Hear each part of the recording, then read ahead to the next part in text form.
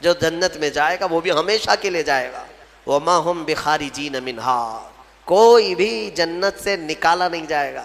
جنت میں جانے کے بعد پھر ایگزٹ نہیں ہے، کوئی نہیں آئے گا. جو وہاں گیا وہ ہمیشہ رہے گا.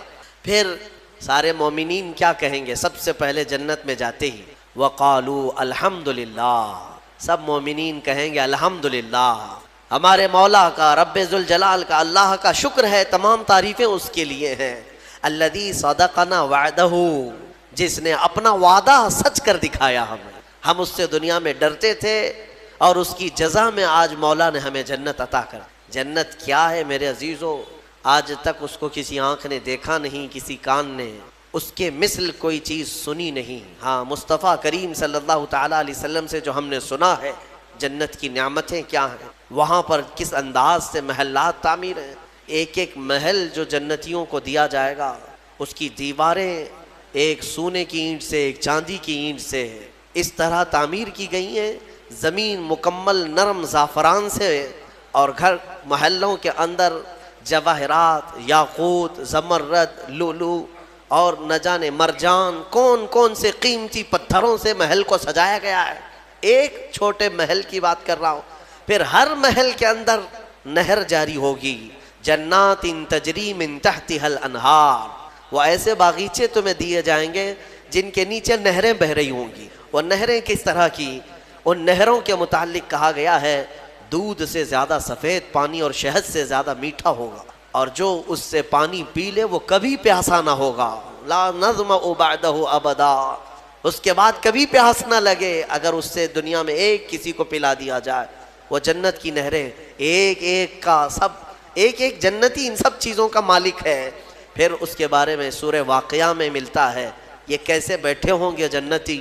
قرآن پاک سورہ واقعہ پڑھو تو آپ کو سمجھ میں آئے گا. ثلۃ من الاولین وقلیل من الآخرین علی سرر موضونۃ متکئین علیہا متقابلین.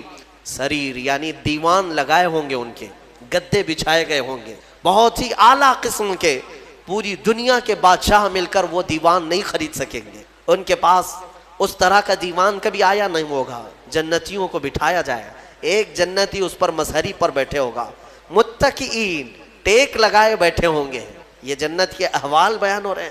ٹیک لگائے بیٹھے ہوں گے اور آمنے سامنے ہوں گے دوسرے جنتی بھی. دوسرا جنتی اس طرف ہے، ایک جنتی اس طرف ہے، آمنے سامنے ہوں گے.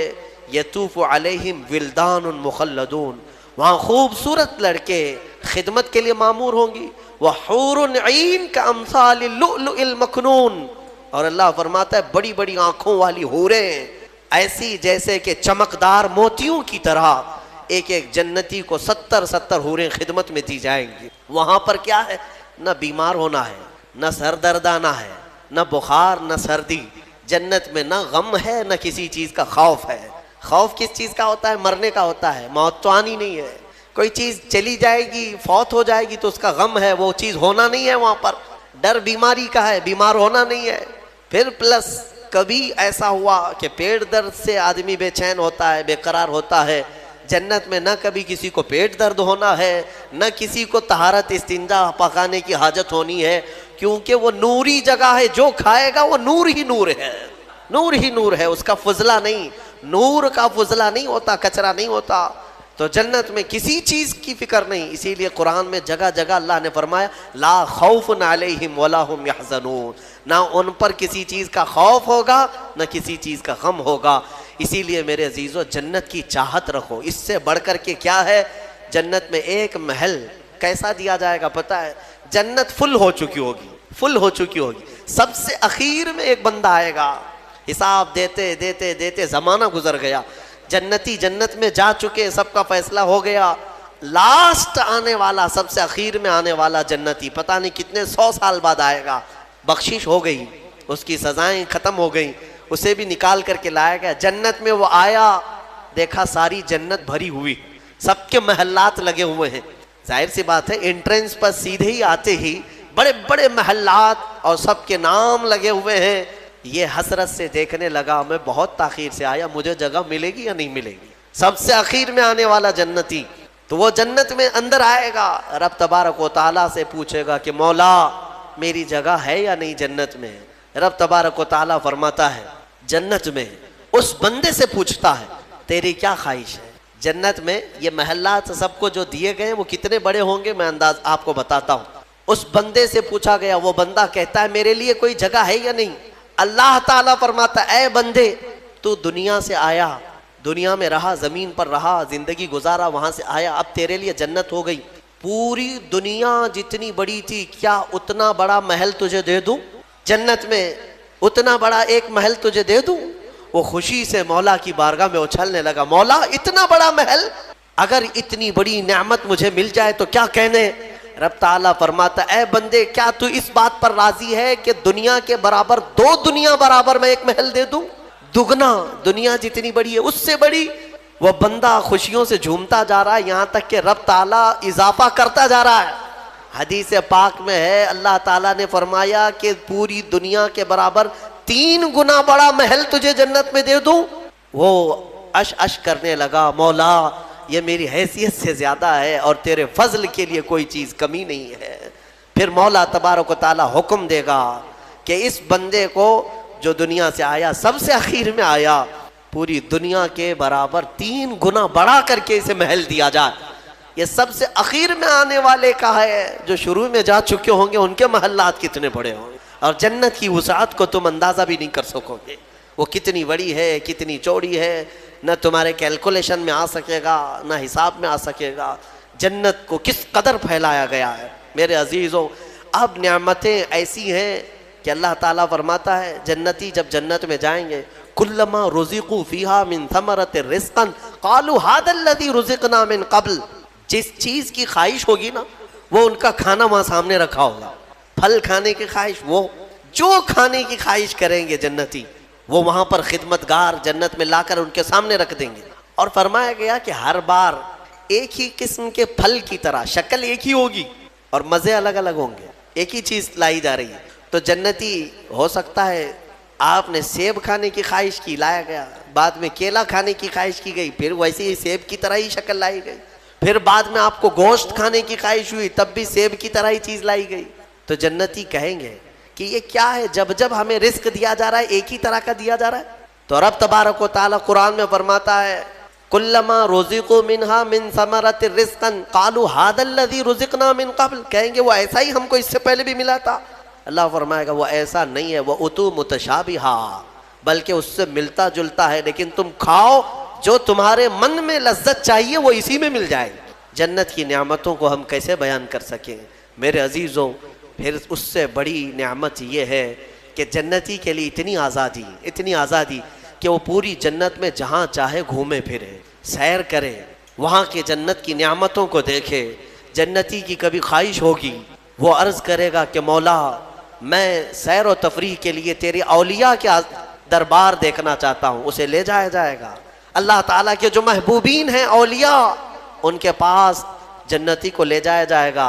میرے عزیزوں وہ کیا سہانا منظر ہوگا جب تم غوث پاک کو بھی دیکھ رہے ہو, غریب نواز کو بھی دیکھ رہے ہو, جسے چاہتے ہو اسے دیکھنے کی غرض سے تم جنت میں تفریح کے لیے سیر کے لیے نکلے ہوں گے. یہاں تک کہ جنتی خواہش کرے گا کہ مولا میں تیرے رسول کے صحابہ دیکھنا چاہتا ہوں, مولا میں تیرے انبیاء کے محلات دیکھنا چاہتا ہوں, لے جاؤ اسے ابراہیم علیہ السلام کے پاس, موسیٰ علیہ السلام کے پاس, عیسیٰ علیہ السلام کے پاس, جتنے انبیاء ہیں سب کے دربار میں جاتا رہے گا, جنت میں سیر کرتا رہے گا. وہ وقت بھی کیسا ہوگا جب تم خواہش کرو گے مولا میں محمد الرسول اللہ کے محل میں جانا چاہتا ہوں, کہا جائے گا لے جاؤ. وہ جنت الفردوس کے اعلیٰ مقام پر ہوں گے اپنے صحابہ کے ساتھ, لیکن زیارت تمہیں بھی ہوگی. رسول کریم صلی اللہ تعالیٰ علیہ وسلم کے دربار میں بھی جنتی پہنچیں گے, ہر ایک کو دیکھیں گے. پھر جانتے ہیں جنت کی سب سے بڑی نعمت کیا ہے, سب سے بڑی نعمت کیا ہے. جنت کی سب سے بڑی نعمت یہ ہے کہ رب تبارک و تعالیٰ فرمائے گا بندے سب کی تو نے زیارت کی, اب حجابات ہٹاتا ہوں تو میرا بھی دیدار کر لے. اللہ رب العزت وہاں پر حجابات ہٹائے گا. اور بندے کے لیے سب سے بڑی نعمت یہ ہے کہ جنت میں بندہ اپنے رب کا دیدار کرے گا. وجوہ یومئذ ناظرہ الی ربہا ناظرہ. قرآن میں اللہ فرماتا ہے وہ چہرے کیسے چمک رہے ہوں گے جو اپنے رب کی طرف خوشحالی میں دیکھ رہے ہوں گے, مولا کو دیکھ رہے ہوں گے. اور ایک روایت یہ بھی ملتی ہے جنتیوں کو اس دن یہ کہا جائے گا کہ اے جنتیوں آج تم کچھ سننا پسند کرو گے؟ کہیں گے مولا تیری حمد، تیری ثنا، تیرے حبیب کی تعریف۔ دنیا میں گانے بجانے نہیں سنتے تھے، بچتے تھے، اپنے کانوں کو بچاتے تھے، جنت میں انہیں سنایا جائے گا۔ کس سے؟ کہا جائے گا حوران جنت کو کہ اپنی سریلی آواز سے انہیں نغمات توحید سناؤ۔ اللہ تعالیٰ کے حمد کی، توحید کی وہ سریلی آواز میں نغمات سناتی رہیں گی۔ جانتے ہیں جس کو سننے کا شوق ہوتا ہے وہ مدہوش ہوتا ہے۔ ہاں، اللہ رب العزت کی حمد حوران جنت سے سنتے سنتے 100 سال گزر جائیں گے، 100 سال گزر جائیں گے۔ پھر رب تبارک و تعالیٰ فرمائے گا اے جنتیوں سیراب ہو گئے؟ کہیں گے مولا اور بھی ہم سننا چاہتے ہیں، اور بھی ہمیں سنایا جائے۔ پھر کہا جائے گا دنیا میں سب سے میٹھی آواز حضرت داؤد علیہ السلام کی۔ داؤد علیہ السلام، لحن داؤدی مشہور ہے۔ جب داؤد علیہ السلام زبور شریف کی تلاوت کرتے تھے تو اڑتے ہوئے پرندے آسمان میں رک جایا کرتے تھے، پہاڑ وجد میں آتے تھے داؤد علیہ السلام کی آواز پر۔ تو رب تبارک و تعالیٰ فرمائے گا اے بندو کیا تم اس بات پر راضی ہو کہ میرے نبی داؤد سے میں تمہیں نغمات توحید سناؤں؟ داؤد علیہ السلام سے کہا جائے گا کہ اے داؤد آپ میرے ان بندوں کو میری حمد سنائیں۔ داؤد علیہ السلام اپنی میٹھی آواز میں جب نغمات توحید گنگنا رہے ہوں گے، 100 سال گزر جائیں گے، پتہ نہیں چلے گا، پتہ نہیں چلے گا۔ پھر مولا تعالیٰ فرمائے گا سیراب ہو گئے، تم سیراب ہو گئے؟ جنتی کہیں گے مولا تیری حمد اور بیان ہو تو اچھا ہے، اب ہاں اور ہم سننا چاہتے ہیں۔ رب تعالیٰ فرمائے گا فرشتوں حجابات ہٹاؤ، میں خود سناؤں میرے بندے سنیں گے۔ مولا کریم کیا وہ منظر ہوگا۔ اسی لیے جنت میں جانے کی تڑپ رکھو، طلب رکھو۔ ایسے نہیں کہ یہاں پر 4 دن کی عیاشی کے لیے جنت کو قربان کر دیا۔ یہاں تم گھوم پھر کر کے خوب محنت کر کے بھی اگر کچھ حاصل کر لیے تو کتنا کر لو گے، کتنا جی لو گے؟ مرنا تو ہے، تمہیں مرنا ہے۔ 70 سال 80 سال 100 سال جیو گے، اس کے بعد کیا ہے؟ موت تو آنی ہے۔ اور تمہارے جسم کے ساتھ ہمیشہ خطرہ بنا ہوا ہے دنیا میں، پتہ نہیں آج تو ٹھیک ٹھاک ہوں، کل پتہ نہیں کیا ہونا ہے۔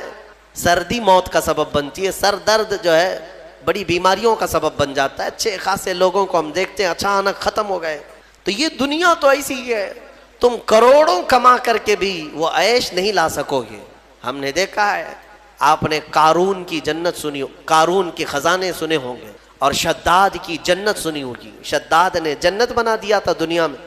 جنت کا مطلب وہ سن کر کے اس نے بھی سونے چاندی کی اینٹوں سے محل بنا دیا، اندر باغیچے لگا دیا، نہریں جاری کر دیا، لیکن شداد اس جنت میں قدم تک نہیں رکھ سکا، اس سے پہلے موت آ گئی، مر گیا۔ مرنے کا ٹینشن تو روز ہے تمہیں آج، جنت میں نہیں۔ یہاں اسی لیے میں کہتا ہوں دنیا پر جنت کو قربان مت کرنا۔ بہت زیادہ اگر تم محنت کر بھی لے جاؤ گے تو چند دنوں کا عیش ہے تمہارے پاس، یہ مال، یہ متاع، یا عورتیں، یہ بچے۔ قرآن کہتا ہے زُيِّنَ لِلنَّاسِ حُبُّ الشَّهَوَاتِ مِنَ النِّسَاءِ وَالْبَنِينَ وَالْقَنَاطِيرِ الْمُقَنطَرَةِ مِنَ الذَّهَبِ وَالْفِضَّةِ وَالْخَيْلِ الْمُسَوَّمَةِ وَالْأَنْعَامِ وَالْحَرْثِ ذَلِكَ مَتَاعُ الْحَيَاةِ الدُّنْيَا۔ اللہ فرماتا ہے لوگوں کے پاس چمکا دی گئی ہیں زینت کے طور پر، کیا؟ شہوت کی خواہش، عورتوں سے شہوت کی خواہش۔ اس کو انسان سمجھتا ہے سب سے بڑی چیز ہے یہ دنیا میں، سب سے اچھا عیش ہے، عورت اچھی مل گئی، خوبصورت۔ بہت سارے لوگ آدھی زندگی عورت کے پیچھے ہی برباد کر چکے، ان کو ایسا لگتا ہے کہ ایک لڑکی کو حاصل کر لینا ہماری آدھی زندگی کا وصول ہو گیا۔ تمہیں پتہ بھی نہیں، یہ تو جوڑے اللہ نے ویسے بھی تمہیں دیے ہوئے، اور اس پر سر کھپانا صبح سے شام، شام سے صبح، بیچارہ پریشان ہے ایک عورت کی خاطر۔ ہم دیکھتے ہیں اکثر نوجوانوں کی زندگیاں اسی میں ختم ہیں۔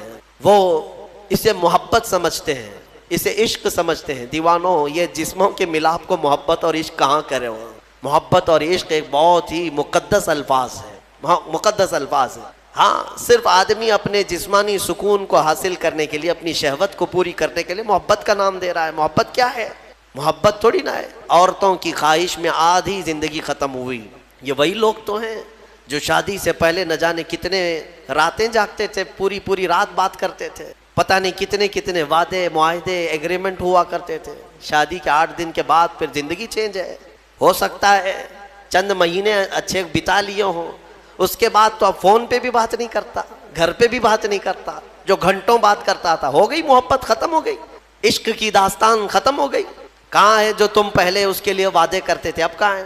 میرے عزیزو، جسموں کے ملاپ کو جو تم نام دے رہے ہو، اسی کو قرآن کہتا ہے یہ حب الشہوات من النساء، عورتوں سے شہوت پوری کرنے کی خواہش ہے، یہ خواہش ہے. اور اس کے بعد اللہ تعالیٰ فرماتا ہے والبنین، اور بیٹوں کے ذریعے سے آدمی فخر کرتا ہے دنیا میں، میرے اتنے بیٹے ہیں، میں اس کے اتنے بیٹے ہیں. عربوں میں بھی یہی تھا، بیٹے پیدا ہوں تو اس پر فخر کرنا، دنیا اس پر فخر کرتی ہے، اسی کو مال سمجھتی ہے. والقناطیر المقنطرۃ من الذهب والفضہ، اور سونے چاندی کے زیورات، اس کو سمجھتے ہیں کہ دنیا ہے ہمارے پاس، بہت مال ہے. یہ عورتوں کی عادت ہے، وہ اسی ہوڑ میں لگی رہتی ہیں پوری زندگی. بڑھاپا آ گیا، بال سفید ہو گئے، بوڑھی ہو گئیں، لیکن سونے کی ہوس نہیں گئی. ابھی بھی کان کی بالیاں چاہیے، چوڑیاں چاہیے، نتھنیاں چاہیے، چاہے وہ قبر میں جانے سے ایک دن پہلے بھی کیوں نہ ہو. اور اماں جی سونا کسی کو دے دیں گی؟ نہیں ہوتا، کبھی نہیں ہوتا. وہ اس کے لیے جان سے زیادہ حفاظت کرنے لگ جاتی ہیں. یہ سونا، اس کو بھی قرآن کہہ رہا ہے یہ دنیاوی متاع ہے جس پر تم فخر کر رہے ہو. سونے اور چاندی کے زیورات، اندازہ بھی نہیں یہ قبر میں جاتے ہی سانپ بن جائیں گے یہ. ہاں، اللہ تعالیٰ فرماتا ہے والذین یکنزون الذهب والفضہ، جن لوگوں نے سونا اور چاندی کو خزانہ کیا، جمع کیا، ولا ينفقونها فی سبیل اللہ، جو اللہ کی راہ میں اس کی زکوٰۃ نہیں دیتے تھے، فبشرهم بعذاب علیم، اللہ فرماتا ہے حبیب ان کو دردناک عذاب کی بشارت دے دو. جو لوگ سونا چاندی اکٹھا کر کے رکھتے ہیں، کیا کیا جائے گا؟ یوم یحمى علیہا فی نار جہنم فتکوی بہا جباہہم وجنوبہم وظہورہم. اللہ فرماتا ہے قیامت کے دن جہنم کی آگ بھڑکا کر کے ان کی پیشانیاں، ان کے پیچھے کا حصہ، ان کے بازوؤں کو داغا جائے گا. یہ سونا چاندی کی ذخیرہ اندوزی پر. ہاں زکوٰۃ دے دیا ہے تو پھر 100 تولے بھی پہنے رہو، ہمیں کیا فرق پڑتا ہے؟ اگر اس کا حق ادا کرتے ہو تو پھر جتنا رکھنا ہے رکھو. 3 چیزیں. اور اللہ فرماتا ہے والانعام والحرث، سواریاں، ایک سے ایک سواریاں لینا، انسان اس پر فخر کرتا ہے. عربوں میں بھی تھا، پہلے بھی تھا، آج بھی. وہ گھوڑے لیتے تھے، اونٹ لیتے تھے. آج تم مرسیڈیز اور آڈی پہ فخر کرتے ہو کہ ہمارے پاس بڑی بڑی کاریں آ جائیں. سیم ہے زمانہ. اونٹ اس وقت مہنگی سواری تھی، آج تمہارے لیے مرسیڈیز ہے. ان مہنگی سواریوں پر فخر کرتے ہیں آج. اور پھر اس کے بعد والحرث، اور کھیتی باڑی، جائیداد، زمینیں. تمہارے پاس کتنی ہے؟ تمہارے پاس کتنی ہے؟ آج کے زمانے میں اس پر بھی فخر ہے نا. ہمارے پاس کئی لوگ تعارف بھی ایسے ہی کرواتے ہیں، انٹروڈکشن، حضرت یہ فلاں صاحب ہے، ان کے 20 ایکڑ جگہ ہے. ہاں 20 ایکڑ جگہ ہے، اسی پر ان کا پورا انٹروڈکشن ہوتا ہے، تعارف ہوتا ہے. یہ بعد میں کہا جائے گا کہ یہ مرد ہیں، یہ انسان ہے، یہ مسلمان